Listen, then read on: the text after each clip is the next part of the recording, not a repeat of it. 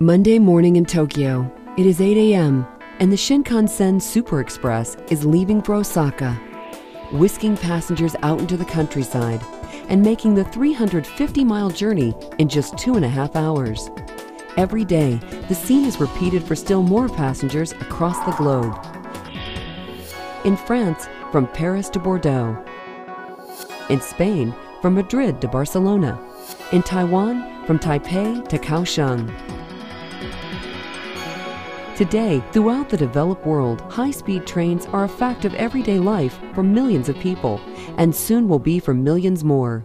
Increasingly, countries are turning to high-speed trains to meet the growing transportation needs of the 21st century.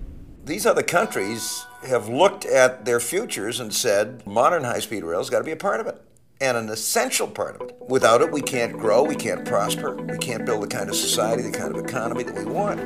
Is it reliable? Is it high-tech? Yes. Are there beautiful trains to travel on? Absolutely.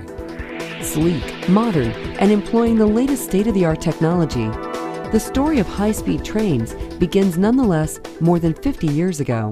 In 1964, the first Tokaido Shinkansen left Tokyo, moving at speeds of 130 miles per hour and shuttling 100 million passengers in its first 3 years in service. It was an unparalleled success and set off a transportation revolution worldwide.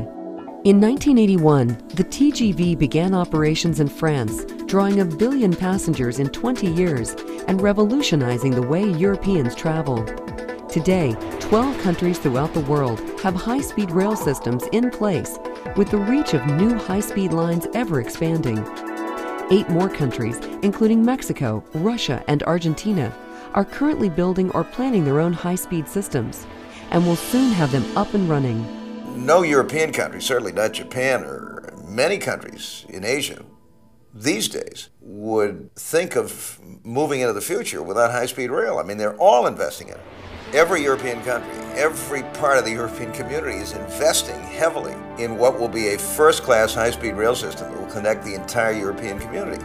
Today's high-speed trains are faster, quieter, and more energy efficient than ever. Today's 8th generation Shinkansen trains routinely operate at 185 miles per hour. The French TGV now operates at 200 miles per hour in regular revenue service. China has recently opened a new train line designed for speeds of up to 217 miles per hour. And high-speed train technology has not yet reached its limits. An operational German ICE train has reached 252 miles per hour. Test runs on Japan's Shinkansen have reached 277 miles per hour. And in 2007, an experimental French TGV train reached a world record rail speed of 357 miles per hour. Thanks to the latest improvements, it's now possible to go from downtown London to downtown Paris in 2 hours and 15 minutes. And of course, it's getting enormous ridership. For passengers, travel on high-speed trains offers unparalleled reliability, safety, and accessibility, rivaling point-to-point travel times for air travel on trips up to 500 miles, and easily outstripping travel times by automobile and conventional rail service. In the densest urban centers in the world, high-speed trains provide a complementary transportation technology that eases congestion on highways and frees capacity at increasingly crowded airports. By seamlessly integrating high-speed trains with airports and other modes of transits such as subways, light rail, buses, and commuter rail, high-speed trains offer passengers a functional transportation alternative, while at the same time promoting sustainable development patterns within existing urban cores. Clean electrically powered high-speed train technology also pays critical environmental dividends.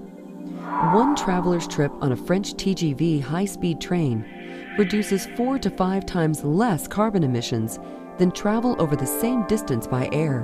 Money spent today is going to go a long way in the future, and it's evidenced by the other countries that have high-speed rail. People are happier that they're getting to work on time, they're paying less for transportation costs, and they're helping the environment. California, I believe, has to look to high-speed rail as the #1 priority. If you look at the other countries of the world that have high-speed rail systems, Japan, France, Germany, California is about the same scale, and we're approaching the same density of people. You know, France has 55, 60 million people. We're going to reach 50 million people by 2030, it's estimated. California is perfectly fitted and set up in where the major centers of population are, where the distances are, where the people need to move. San Francisco to Los Angeles, that's about 400 miles, 420 miles. Those are systems that lend themselves to high-speed rail. Around the world, high-speed trains are a proven, safe, and environmentally sustainable technology for meeting the transportation needs of the 21st century. By offering a fast, frequent, and enjoyable travel alternative, high-speed trains fit in perfectly with a regional intercity transportation matrix that works. It can work in California, too.